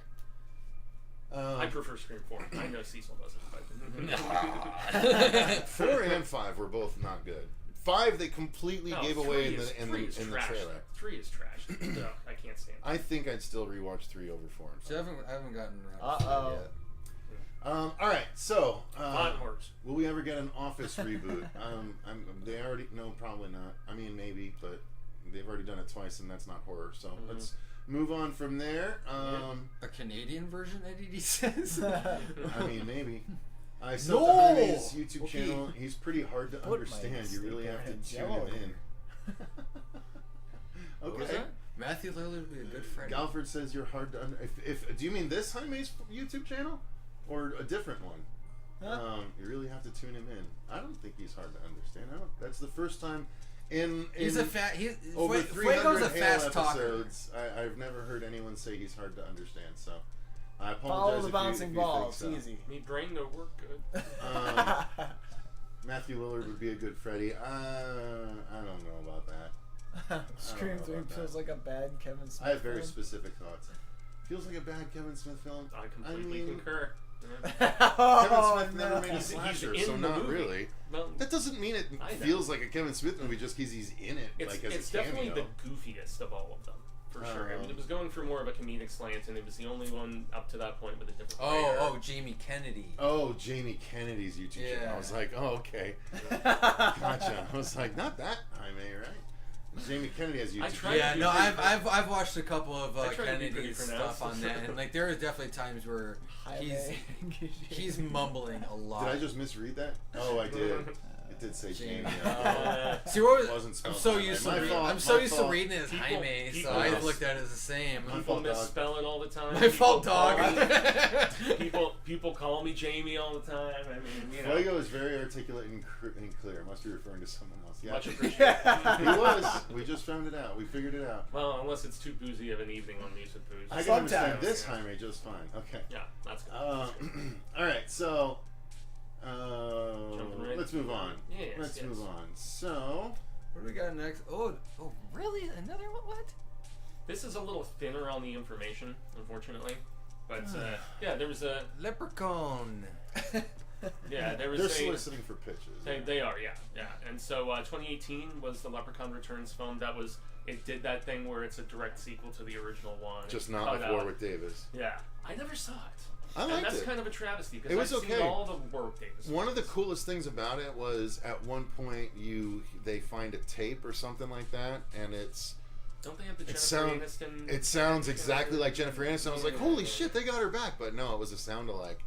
And so I thought it was fun enough. It was way better than Leprechaun Origins, but... Yeah, that was the one the WWF put together. Right. Right. So this one, Lionsgate is submitting, is soliciting for new pitches, and the person that's been the most vocal about it is Darren Lynn Bozeman, who is the one behind... bunch of Saw movies. Yeah, a bunch of Saw movies, including the most recent ones. Spiral, yeah, he did Spiral. And so he wants to reboot it, but he said he will not do it unless Warwick Davis would want to be involved. So Warwick's getting up there in years at this point, although I know he's in the new Willow series that's coming to That's the thing. Plus, it's what? Yeah. Where the fuck was that? Yeah. There's a Willow series. It's coming. Yeah. But it doesn't matter. But Mad Mardigan. It doesn't. That's what's Mad Mardigan has. I don't even know what his capacity is going to be for Maverick, but I know. Well, they did bring him back, but what they ended up doing was redoing his voice with AI. Oh. So he's in the movie, but they recreated his voice. They could have just used his son. His son sounds a lot like him. It's crazy. His son narrates the documentary. Yeah, dude, that fucking documentary broke my heart. It's hard, it's really good. Yeah. It really does. You guys talk about Hornswoggle, the WWE superstar? Yeah, he was the one that played Leprechaun in Leprechaun Origins. And Makes a lot of sense. Yeah. Awful. Warwick Davis doesn't need work. He still gets a lot of work. He does, yeah. I still can't believe WWE tried their hands at Leprechaun. They've been making movies for a while. I will give him one thing though. They had Triple H the See No Evil movies. Those were great. The dude with the bear traps. He's a governor or a mayor. You know, there's a couple. Stone Cold Steve Austin was in a movie. That was like everybody was out on their own and he had to survive like a weird stream. Everybody killing each other. It was almost like a. It wasn't bad, man, but it's hit or miss. WWE movies are very hit or miss. Yeah. There's no gray area. It is a hit or a miss. So the one you're talking about, it was where they were all trying to kill each other on the island. I think it was like death game sort of shit. Yep. Wait, is Doctor Strange this coming Friday? May 6th. Yeah. It is then, because Hardy Nugget in the chat. What's up, horror show? It may be 3:13 in the morning here in the UK, but I wanted to pop in and say it's nice to have you back. Mad guys. respect. Thank you. Awesome. P.S. Beware, Doctor Strange 2 spoilers. Big leaks have dropped. That's not good because I have happened, tickets to see it on Thursday. It happened with Spidey No Way Home. I still managed to. Well, that's not true. I'll probably see it I knew there was no way they were going to bring the villains and advertise the villains and not have the other Spider-Man too. So you saw the person in the chair who they spoiled, though, right? Yes. They haven't spoiled it. It's just everyone guessed. Kind of, yeah. Well, they've already, at least his in the trailers, voice is very. Yeah, they've already hinted in the trailers. Now they're opening it for the zombie verse with one of the doctors. No. One of the Doctor Strange in there. I believe he's the zombie version. I don't know I don't know that it's specifically from. I don't think he's from the Marvel Zombie universe, though. I think it's just a dark version. Please tell me they're not trying to. That ties in with the Fantastic Four, right? The whole Marvel Ultimate Fantastic Four, actually, technically. Okay. All right. So yeah, they're trying to reboot Leprechaun. Trying to make another Leprechaun, and we'll see. The Rundown. Really, that was WWE. Yeah, that was really good actually. Was that that Vinnie Jones too? I think. That was Sean William Scott. The Rundown was fun. That was a fun one. Yeah. Mm-hmm. That was the one when I'm thinking of the one. Oh no, I thought the Rock version of Walking Tall was also entertaining. That was very good. Honestly, even the one that Kevin Sorbo did was actually still pretty good. I don't like anything Kevin Sorbo does. You didn't like Hercules? No. I enjoyed aspects of it, I guess. No, I still remember the one where Hunter Hearst Helmsley was like I'm not a big fan on of his bus politics. or some I'll just shit. say that. Like it was some dumb kids. That's all he talks about. He won't shut the fuck up on Twitter about it. He did a good Blade 3 cameo. No, he was in Blade 3. Yeah. There was a couple wrestlers in some of those Blade movies. Very good. Very good. Yeah. Well, Blade also himself cameoed on What We Do in the Shadows season 1, right? Damn. Yeah. Wow. That episode was Wait, when the fuck was that? Part of the Vampire Council episode when Jermaine and oh, that's right. Yeah. Well, he was half. He wasn't even really dressed up. He was just sitting. He was on a screen. He was on a. That's TV. what it was. Like Skyped in. Yeah. So but no, he was Blade. Yeah. Well, he was wearing. He had his sunglasses. Yeah, he had sunglasses. Well, who the fuck else is he gonna be? He's on the Vampire Council, motherfucker. I just find it funny. It's like no, he's just some other random black vampire. No, I just find it funny. It's like all we need you to do is just put on sunglasses. You're Blade now. You is that Blade? No, it's just a regular guy with sunglasses on. It's sticky fingers. He has been clamoring for so long to want to return to. Did you ever watch the Blade TV series? The Spike. Sorry, vampires don't age nicely. I think I own it. Oh, so bad. But I never watched it. All right. Segues. The Halle Berry, Abigail Breslin movie called The Call. It's so funny. Halle Berry just tweeted like last week, saying like, for some reason, The Call is the #1 movie on Netflix. So not sure where all you guys were in 2011, but thanks. Wow. Nice. That wasn't. No, I mean it's not a bitter tweet. I thought it was. It is, but it's funny. It shows the boredom of people on Yeah. the streaming sites. They're like, when am I gonna watch? But that's also too though. It's like there's so like through every year there's so many good movies that just get overshadowed by other things that you just forget and it just passes by. Well, anybody remember Gothica? Movie that I only watched it once though. Yeah, I saw it in theaters. Yeah, that was like a one and done. Coming out of the pandemic, same with like Stigmata. Like Gothica, one thing Gothica had that I liked was that the Limp Bizkit cover. Yeah, no one knows what it's like to be the bad man, to be the sad man. Yeah. Behind blue eyes, you were waiting for it. I think you skipped a verse in that. You probably. Onward to Casper. No one bites back his heart. On to live action Casper.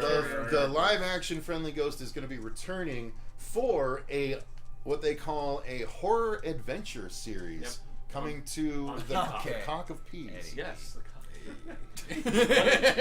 One of the subscription services that I pay for, one of the multitude of subscription services that I pay for. By the way, I need to talk to you about Apple Plus. Yeah. Because Donna has never seen Coda, and I think she would absolutely. I mean, dude, have you? No, and I've not. Oh my God! Love Coda. Well, I mean, obviously she deals with special needs and stuff, so it's. I think she'd love it. Eddie D, that's a highlight for all of us in our lives. If you haven't seen it, suggest it. Monsters Ball? The Cecil singing? You don't need Monsters Ball. All you need is Swordfish. Swordfish, yeah. Mm-hmm. You're good with Swordfish. Oh, yeah, the Hugh Jackman. Because honestly, in Swordfish, the issue is all prettied up. And Monsters Ball, she's really trailer trashy. Well, I mean, it's Billy Bob Thornton, for God's sake. How about this? Cue them both up, just watch them back to back. Nothing's gonna top. Oh God, what's her name? The one. Showgirls. No, the chick Dario from and True Detective. No, God.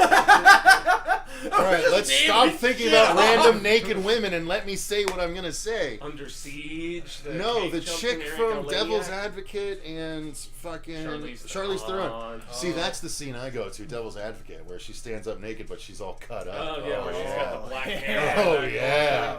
After she's been tortured. If we're talking about nasty. A real man loves his woman any time of the month. A real man gets for a mountaintopper, you know what I mean? Goodness. Shouldn't be an easy thing to do every time. Didn't we joke about the blood adds like lube? Oh God! Why didn't Playboy ever do that?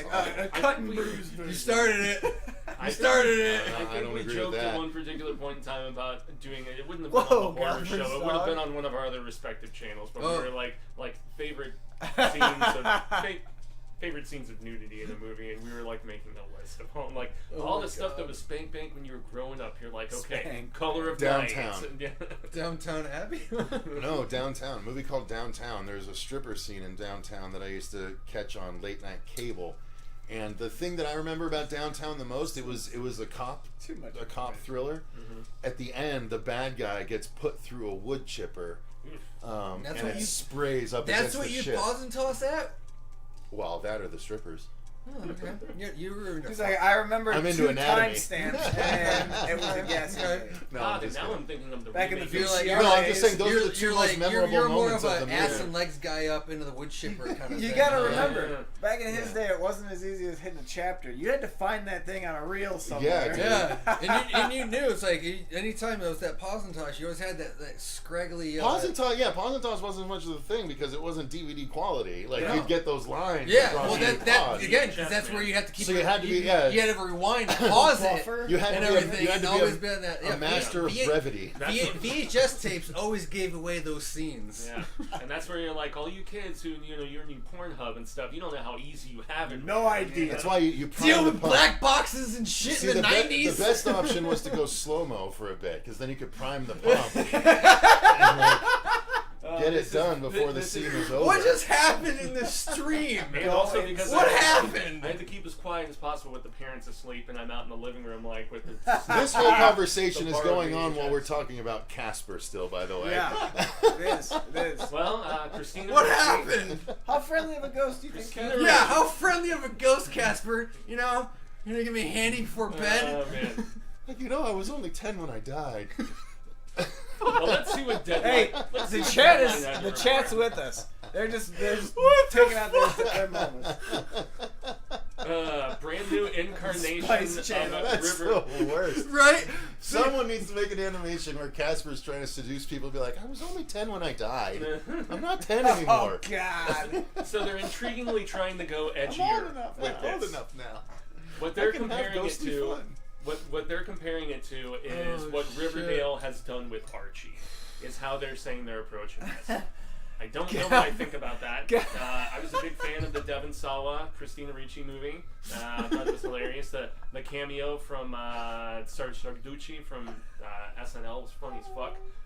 But yeah, I mean, an edgier Casper, like a more PG-13 scary Casper. I don't know. There's so much whimsy about the character. You're walking down the hall, and then all of a sudden, Casper pinch your ass. Yeah, you're just like, wow. Well, there's simple things he could do too. Where that good would game. be very scary to a regular person, but yeah, like you said, they never really take an R-rated spin or like a mature spin on it. It's always like, oh, he's just a friendly guy. And I haven't watched Riverdale, and I know it's. I mean, Archie always looked like goofy and silly to me, and to have like a darker, edgier sort of take, I don't. They need to do Casper the ghost that's ready to move on, all fucking ready. Yeah. Can you help? He's that ghost that's get off my fucking lawn. Coming soon to Peacock. Oh, another Old man family to Casper. haunt. Blah, blah, blah, blah, blah. No, You fuck guys you. get haunted by Old Man Casper too? Yeah. Old man Casper. That's actually a really good idea. Casper the Grumpy Ghost. I dig it. Yeah. Boo, almost yes. Almost like Grinch it up a little bit. Yeah, he's not right, so or fucking something. friendly no more. All those years of haunting people just really started taking a toll. Someone just said my magic phrase, Eddie D. No. I won't bring up Jessica Alba in Idle Hands again. Oh my god. No nudity, but just delightful to look at. the I'm angel sorry. suit that she's Sometimes in. it's That a is mystery. the best ass in all of cinema, in my opinion. That particular movie. No, Jessica Alba standing under that car in that angel costume with her back towards the camera is the best ass in all of cinema. No, dude. She had the last name Callahan in Sin City. Which Look, is I got it. Salma Hayek. Salma Hayek in From Dusk Till Dawn. Okay, that's close as well. That's You got a top three. Just hit top three. You're all right. So yeah, Salma is greater than Alba. I don't know. Oh, it went silent there absolutely for a second. not. I'll take Alba over Hayek any day of the year. Oh my god, yeah. Now, what age are we talking here? Like that Any. could be. Oh, Alba still looks amazing. So does Salma Hayek. Wow. That's true. Salma, despite You guys are not. Alba's literally 1 year younger than me, so I'm good with Alba forever. right. I'll always be good with Alba. Wow. Yeah, I had a Nancy Callahan poster in my house. Oh, Sam. From Sin We've City. all seen Wild Things. See, I had Nev Campbell in Wild Things was fire. I had a. Forget, to whatever her Where face have is, we gone? Denise Richards. This Casper. See, I think was I always a little bit more of a had. Nina What was that Meyer old and- magazine? Not Playboy. What was the men's magazine? Hustler? Maxim. I had the Jessica Alba bad, Maxim, the wrong way. the Dark Angel Maxim for a while. Interestingly enough, so many. Not that of I'd those use it men- for anything. Yeah, Till the pages started got- sticking. Yeah, we have When the gone pages into- got crusty, It's got very I turned it slimy one day and it very fell apart in slimy my hand. This is what happens when four white, red-blooded males get together. and start talking. Okay. Look, our color has You know nothing what? to do with us jerking off and talking about it. You know what? that happens across all races. Face. That's why I said Face. red-blooded Mark. Damn. All right, let's get away from Yeah, Casper yeah, and all this please. dirty Back- talk. Okay. I don't know what a dark Casper's going to look like. I'm curious. Marina Baccarin's a good one, Jason. That's a good one. What? Marina Baccarin is the love interest in Deadpool. She was also Oh, the girl in Firefly. Firefly, yeah. Mm-hmm. Yeah. I actually think she was the most hot with her don't know. pixie cut in the V remake. The 2 seasons of V. Oh, that was her. That's her, yeah. Yeah. I don't know. She's gorgeous in that with that pixie. I Carla- am such that a was sucker me. for the That pixie was cut. me. I was saying, Gino- Mike. Gino Yeah, that was wasn't me. That was him. Jason, we don't need you to actually type fat fap in there. We get it. We get it. The fat We fap can is hear it unspoken. loud enough. It's Oh, unspoken right boy. now. Anyways, what do we got? I love that Robert jumped right to Hustler. And that wasn't even me. That was him. It was me. I didn't know which way you were going. You said Men's Magazine. I went the wrong way. You went from Playboy to Hustler? You went to Maxim. He went from Playboy, which is like classy, to you have to take steps. You gotta go inside the house. Yeah, you need to take a shower. Everyone knows there's a step in between. Yeah. You don't want to blow. I didn't have control over the subscriptions. Okay. If you went from Playboy to Hustler as a kid, you got fucked up in your mind. Yeah. You'd be like, wait. They shit on people? Because I remember when Penthouse they showed piss? Like they showed piss play? Yeah. There was a whole crazy. Bob Guccione Jr. and Spin, man, you know? Oh my god. And that's where I want to. Anyways, I just wanted to let's go to story number 9. When you think about the corruption of minds, though, and Laura Vandervoort. She was Supergirl, wasn't she? Wasn't Laura Vandervoort Supergirl in the Smallville? Supergirl? No, the Smallville continuity. She also was on the Cursed, the werewolf show on CW. Oh, damn, yeah. I think that is Laura Vandervoort. She's pretty fucking hot. All right, we've done it's those blue eyes, dude. We can move on. Always. Yeah, story fucking 9. We don't do much thirsting on this channel, so bear with us. I don't know what the fuck just happened. Anyways, Quiet Place. Yeah, we got an update on it. So this is not the third film. They shit on people. Back to Amber Heard again. Amber Heard again. Fecal matter. Supergirl, I met her too. Okay, yeah, I was right. Fecal matter. Okay. Dingo chimes in. What's up, Dingo? It was her fecal matter. Yup, in Smallville. Okay, I thought so. Yeah. Some certain actress names just stick in my head when they're associated with shows that I love so much. Plus, Laura Vandervoort is not like an easy name to forget necessarily. It's those pretty blue eyes. Okay, everyone shut up while Robert ruins the audio. I actually like that. Yeah. Oh, I know, all the ASMR people just went, isolated, loop it. All right, that's our new TikTok. Oh, man. Okay, so I guess it's probably not that much of a surprise coming out of CinemaCon this past week that the title of the prequel to A Quiet Place is going to be A Quiet Place Day One. And so we got a taste of Day One at the beginning of the most recent film, the second one, but it's going to be with a different set of characters, so I don't believe we're going to get Krasinski or Emily Blunt or any of them, and it's going to be just another perspective of Day One. I don't mind that. Innovation. I don't either. To me, that was the best part of part 2. It's a universe that has so much buildability isn't a real world. I'll watch 100 Quiet Place Day One movies. Yeah, amen. Like literally, show me a different story of what happened when the outbreak happened, when the monsters invaded. Give me 5 different movies that all happen, and then there you go. Or do it as an HBO show. Yeah. Do 5, a 6-episode series, 5 different episodes, different stories. Then they all get at the end of each episode. They get to this community, and then the community is where the show is for the back half of the season. You know what I'm saying? Like, that'd be really good. No, I'm into it too, man. And I'm most excited about this one because of the fact that Michael Sarnowski. Michael Sarnowski, who did I'm also the only one that verifiably has had sex because I have kids. So I just had sex. Just because your pull-out game's weak. Well, hey. I can't believe that hottie let me. I'm the only one that's for sure done it. Hey, I dump the kids. I just make sure they're either on the pill or they're plenty of landfills I can search through to find. No, okay, we need to move on. What the fuck happened to this stream? Deadline. Just a little guy talk. I'm a young man. If that makes it less creepy, Galford. I don't know if it makes it better or worse. Deadline reports the hope is this film would help set up a potential Quiet Place universe. Of course, it's all about world building now and building an IP and an extensive franchise. And so there's still the official third movie that they don't have like a set release date for yet, but. This one is still dated for September 22nd of 2023, but then there's still the third official film too. So they're doing No, this is the third official film. Well, it's but it's not the sequel. It's a prequel. So no, they said that A Quiet Place 3 is now called A Quiet Place Day One, and it's intended to be a prequel. That was what I read in there. Well, this is not a different movie. This is that movie. There is still a third sequel film that has also been plotted. Are you sure? Because I thought this thing was saying that this was that movie.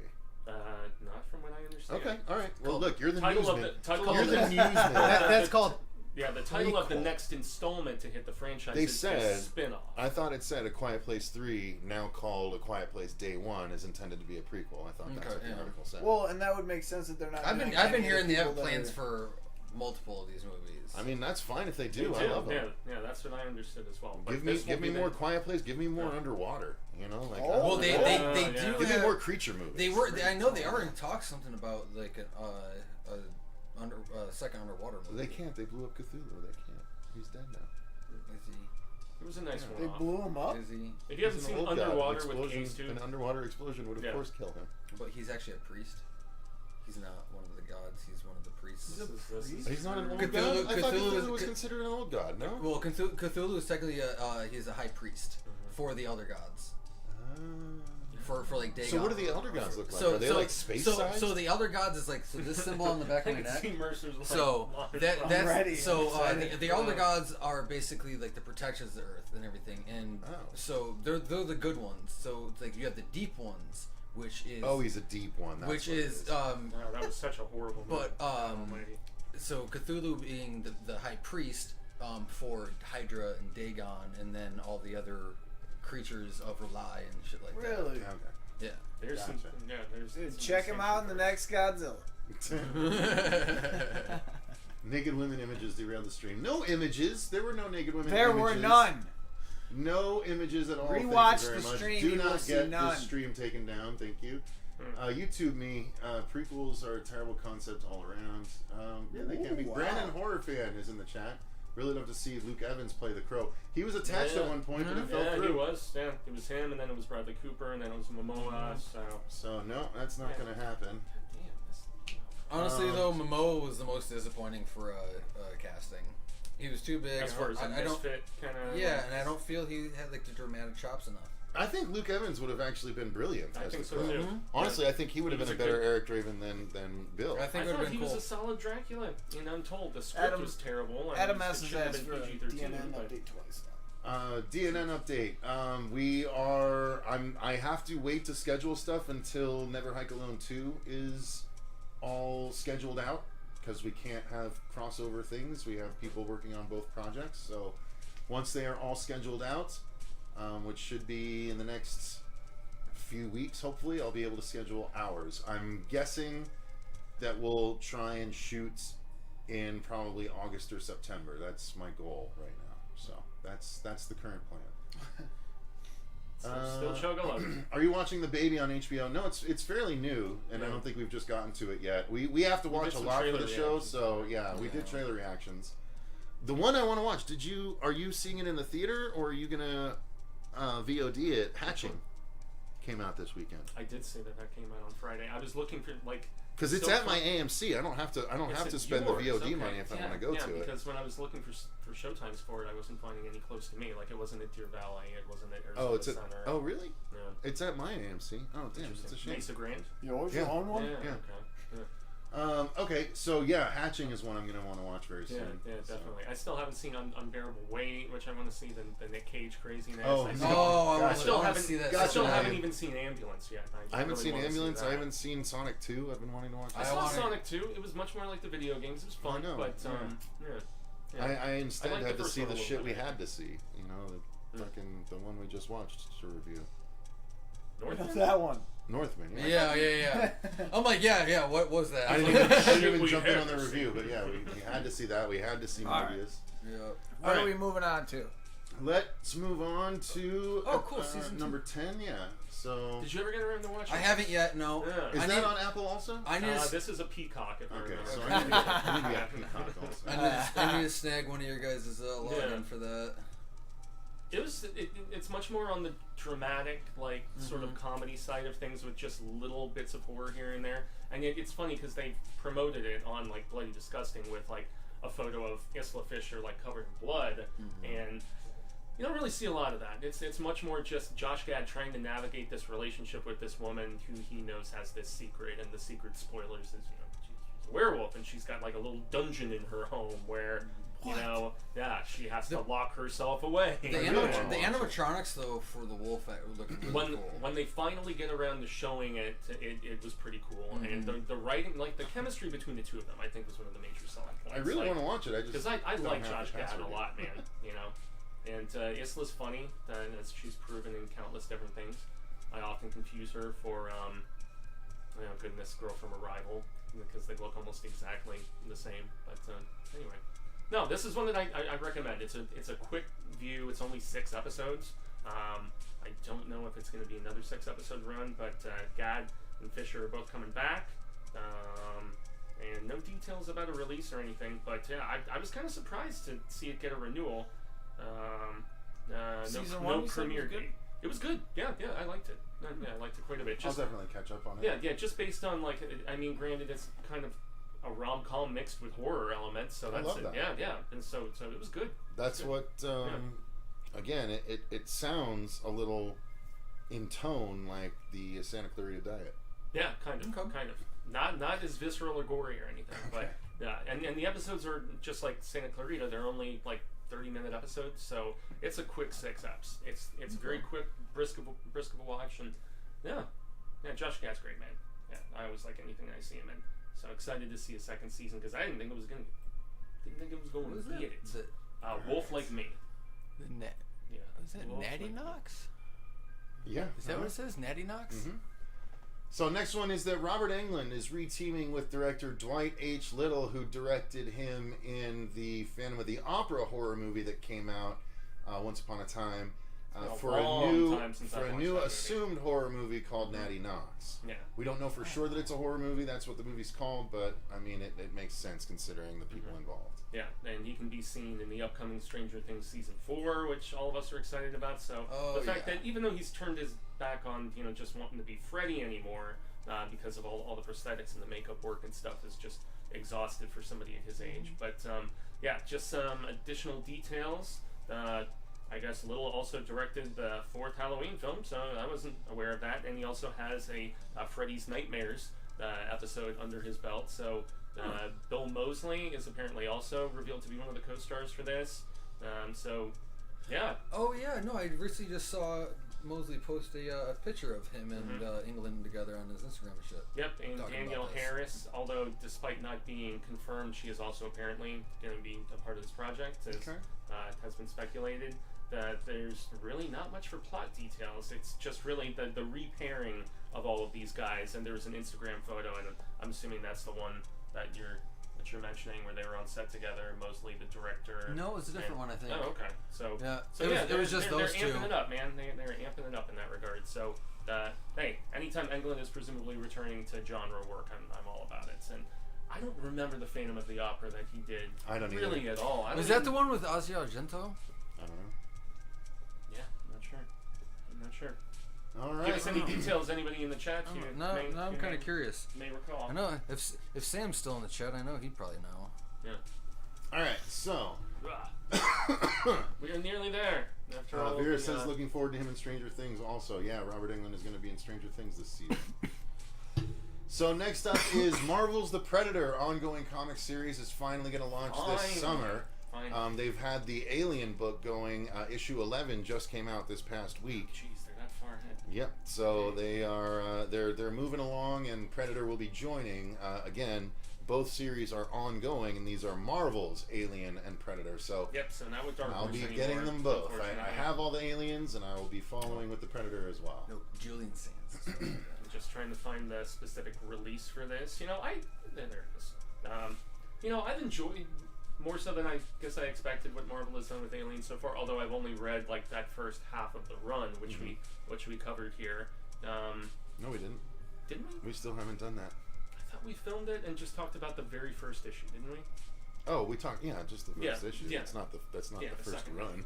Yeah, not the it's first. 6 issues in the whole story. So we did 1/6 of it. Yeah. So this was apparently delayed because of the fact that there were some rights issues dating back to when 20th Century Fox was sold to Disney, and so they were trying to get some of that wrangled down. But first issue is going to be arriving July 6th, which is exciting, and the thought is that they will eventually be crossing over the Aliens and Predator properties at some point in the Marvel verse of sorts. But I mean, they did lots of crossover comic books between, like, you know, Alien and Predator and DC characters, but they never really did it with Marvel characters. And so there's a lot of people now that are thinking, okay, you could do, like, a Predator versus the X-Men sort of thing, which would be dope. Or, you don't think so? You know what it needs to be? It's Wolverine and Aliens. Because the Wolverine adamantium and him just slicing through aliens, but he can literally get hit with all the acid and his skin burn away. As he's That'd be such a fucking sick. Just give me a Wolverine alien one shot with no dialogue. Literally, the alien ship lands while he's out in the woods, you know, and he's got his cowboy hat on, and he's just, or maybe on a farm, and he goes and the aliens loose, and it's just fucking Wolverine, and give it to the artist Darren Lynn Johnson, I think is an artist right now that's done some really fucking incredible work. I don't know if that's his correct name. If Hugh Jackman wants to come back for any Logan movie, that would be it. Hugh Jackman's too old. And he's too tall. He's not the right Wolverine anyway. It still makes me wonder because they're eventually going to recast. Oh, absolutely. Well, it's inevitable and everything, and I do hope they get like more of like the shorter but thicker and stockier build what Wolverine is supposed to be. But either way, like Hugh Jackman for he's been our Wolverine. He's been fine. He's great. I thought from a performance standpoint, he was very good. But I know he doesn't fit the body type. Absolutely. That was origin, you know. But attitude-wise, I thought he played him really well. He did a good job. Yeah, Logan especially.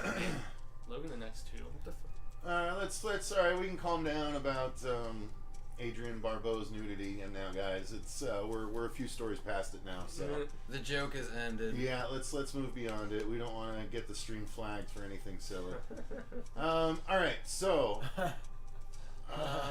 let's go ahead and move on to. Well, do we know anything about the Predator's just going to be new Predator stories? Did they say if it's coming to Earth the way the Alien one did? Or? So we do have a synopsis here. The story kicks off when a young girl sees her family slaughtered by a predator years later, though her ship is barely holding together and food is running short. So she's on a ship. So it makes me think there is going to be an interplanetary sort of aspect to it.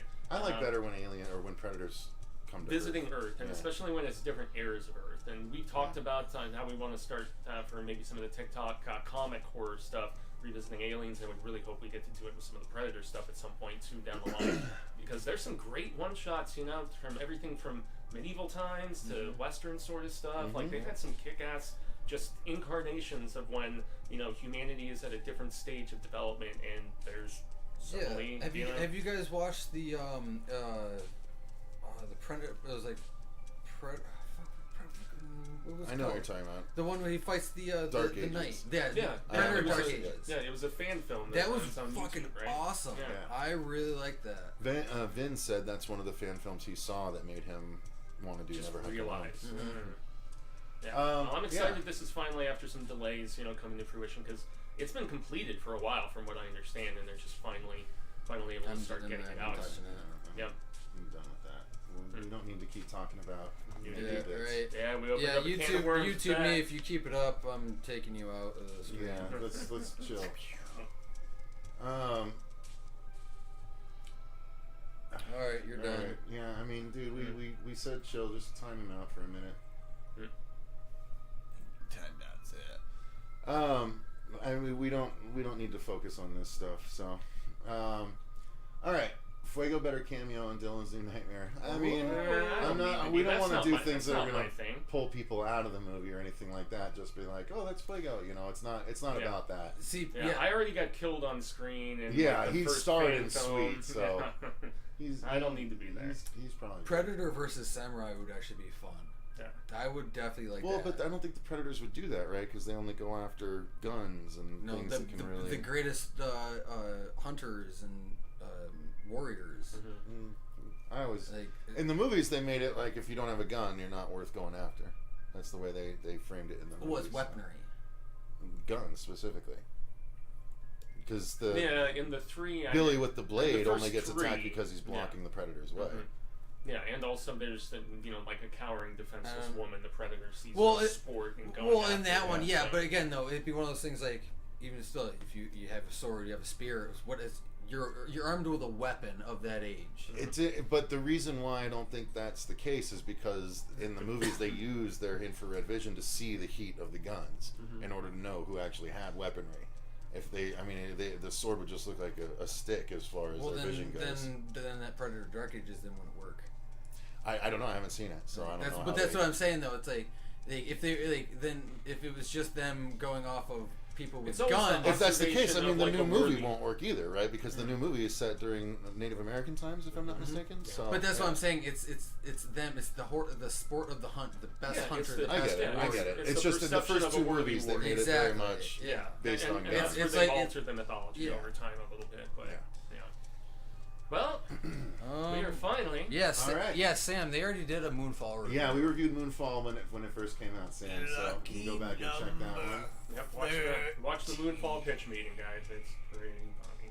So, final story, real brief one. Melissa McBride, who played titular Carol in the Walking Dead series, has exited her TV series spin-off Carol and Daryl. So she is not going to be. I doubt that series will be moving forward now.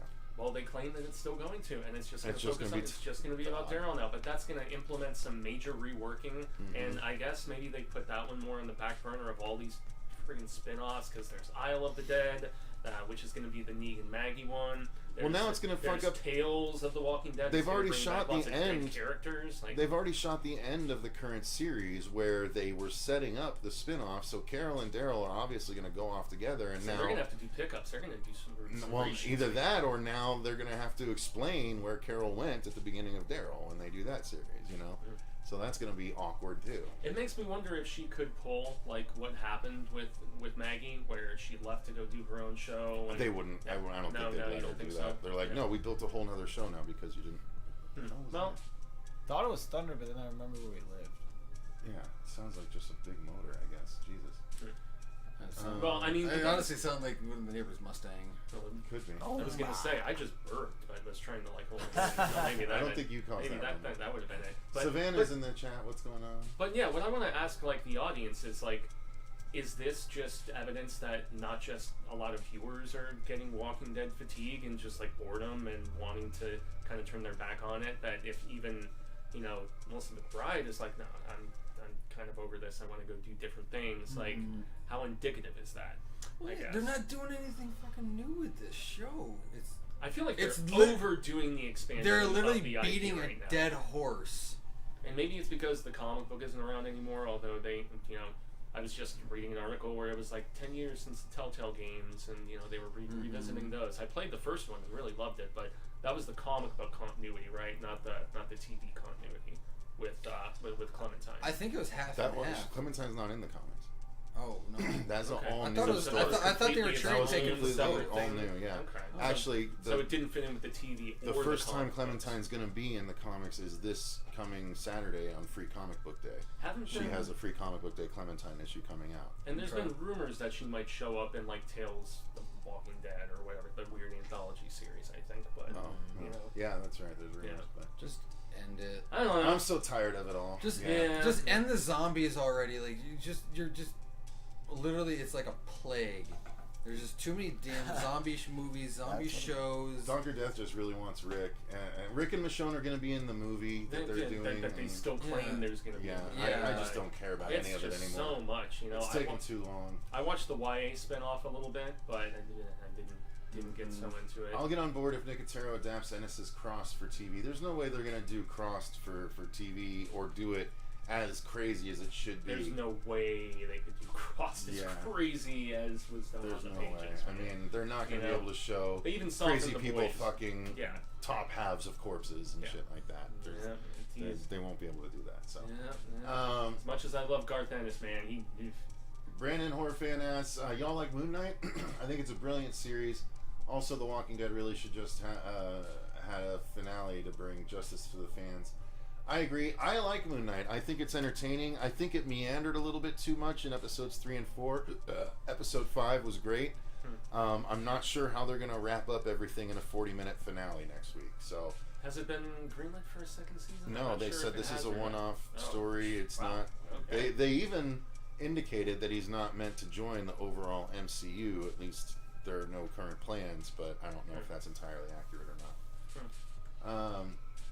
So yeah, Moon Knight is really entertaining, especially episode number 5. Did you know Oscar Isaac is the one that makes it work, though. Did you know Benson and Moorhead directed a few episodes of that? Yeah, it's cool. I'm getting work like that, I guess. You know, they can fuel their passion projects of weird indie shit. You know. So. Yeah, everyone. So many people stopped Walking Dead when Negan killed Glenn. Yeah, that's where a lot of people stopped. Yeah, it was just I think halfway through that. It was season 6. Well, it was like half of season 7 I watched, and then just fell off right through there. Yeah. And yet the season after that was better with the Whisperers, so that's where it's the unevenness. Yeah, and I cherry picked even through that occasionally, and then it just got to the point where I'm like, I just didn't care. I still don't. Yeah. And I have every issue of the comic, and I just don't care. I lost any. No, you have collected issues. Okay. You do not have every issue. Okay, thank you for the clarification, sir. Feisty. That's a big difference. No, it is. Sorry, Mr. Fucking treasure troves of comic books. Well, that's the unfortunate thing I was going to bring up about your Aliens comics. Are some of them trades? No, they're pretty much all trades. Oh, then we can't do that because I can't show off individual covers the way I do these things without having all the individual. Well, they're all issues. I mean, they usually showcase them all in the back, I but know, I know they're tougher to. It's tougher to capture and take pictures, and got to hold the thing apart, and it's just too much. Well, there's certain series that were never collected into trades, and so of course I have the individuals of those. Right. So that's what I need to eventually get is all the fucking original. Well, I'll have to segue those off, and we'll see. Yeah. That's what I have to do. It'll be a process. Like that's what I'm saying. Doing this on TikTok is now gonna mean I have to spend way more money on these horror comics than I ever have before. But I'll be happy once I have them all. I mean, I just got I now have all the Darkman comics, and I didn't even know there were these 2 series that I picked up. So yeah, there was the only ones I knew of were Ash. Darkman did a 4-issue series, which I have collected. But Darkman has a 3-issue series doing the movie, and then a 6-issue series not doing one of the movies, its own story. So interesting. Liam Neeson wants to do another Darkman. I saw that too. Well, he said he wants to read it. He'd be very interested to read it. Yeah. Well, have him do something different than this vengeful sort of. He's done so many of them lately. Anyway.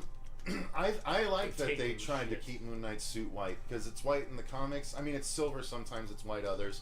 But I like the idea of a white suit. But I think the fact that they made it bandages makes so much sense. So yeah, that's what I was just looking up. So in the comics, yes, it was technically the gauntlets, the boots, the belt, and the cape were supposed to be like the silver, and everything else is white technically. But yeah. Yeah, I really enjoy the look of it though. I just hope at least with this, because again, because his the first time Moon Knight drops in was, I think it was Werewolf by Night. Yeah, it was Werewolf by Night. I think it was like the 2nd or 3rd comic and everything. No, it was like issue 19. Was it? I just saw someone bring it into Pawn Stars. I thought it was right in there in the beginning. No, it was like 19. Because he was hired to kill Werewolf by Night. Right, yeah, he was just hired as a hunter, and then once the series ended, people were like, "Hey, I like that Moon Knight character. Let's do a Moon Knight series." Yep. But yeah, this girl brought it into the Pawn Stars shop, wanted $40,000 for it because it was a 9.8 copy, and there are almost no 9.8 copies of anything out there, let alone that. The guy that came in, the expert, brought in, and was like, "I have this issue, but it's a 6." He's like, "I can't believe I'm holding a 9.8. He's like, "This is probably worth $30,000 to $40,000." Yeah. And she had asked for 50, and so he wouldn't. The pawn guy wouldn't, give enough for her. Yeah. Damn, and that's some money for a comic. But again, Holy shit, I'm 50K? excited for this with the whole introduction of Moon Knight and everything. Now we get more of the supernatural creatures coming in. Right, they can do the Marvel Knights. Because I know, I think. Might have been Ghost Rider. Well, I'm trying to think who it was. I keep going to Ryan Gosling. Oh, and Hellstrom. Damien Hellstrom would be a part of that too. Okay, yeah. Although he's got his show on Hulu, it's not part of Marvel. But they were talking about already with the Werewolf by Night stuff. But I think they were in talks. I think it was between Ryan Gosling and someone else. They were trying to cast for the character of Werewolf by Night. It's. I think I heard. I can't remember who it was though. He was attached to the new Wolfman movie that never. That's what it was. Yeah. Gosling was for the new Wolfman. I thought they were still trying to make it, but you know, they aren't. It's in limbo. It was originally supposed to be part of the Dark Universe, and which so they should all of that got scrapped. But they should have started the Dark Universe with the Del Toro or the Benicio del Toro, or not Benicio del Toro. Javier Bardem. No. Frankenstein, the Bride of Frankenstein, whatever they were trying to do. No. The fucking Rick Baker Wolfman with Benicio. Benicio. Yeah. Okay. Yeah. Mm-hmm. Back in 2013, that was way before they even had the idea to do it. That would have been a good start, though, if you already had that building block right there. Just like Dracula. I like that movie. Actually, I like the director's cut of that movie. Yeah, because even Dracula's Untold was about that same time, but that was just as bad as the one that fucking Tom Cruise did, The Mummy. I will take Dracula Untold any day over The Mummy. They're both really bad. Tom Cruise. I thought Botella was good in the Mummy movie, but in fact it was a Tom Cruise action vehicle. Yeah, fuck Tom Cruise. He ruined that movie. Yeah, I'll still watch. Him and his stupid little greedy fingers trying to get into the story and direct every fuck him. So none of us care about the fact that Melissa McBride left this show, then, I guess. No. Okay. I don't think anyone really cares about this show. Seeing as we got so far away from the actual topic, yeah. All right, guys. Well, I think that's going to cover today's News with Booze. Yeah. Thank you guys very much for joining us. We greatly appreciate it. Thank you to all of our patrons for supporting the channel the way that you do. Thank you to everyone that commented and went back and forth with us. I do apologize for the slight adult subject matter while talking about Casper. Fuck, I don't even know how that happened. It happened and we moved past no idea how that happened. Change segue. But thank you guys very much for watching. Until next time, I've been Cecil Laird. I'm Ange Mercer. Robert Wolfman. Grab off your phone. I mean Fuego. And remember, stay scared.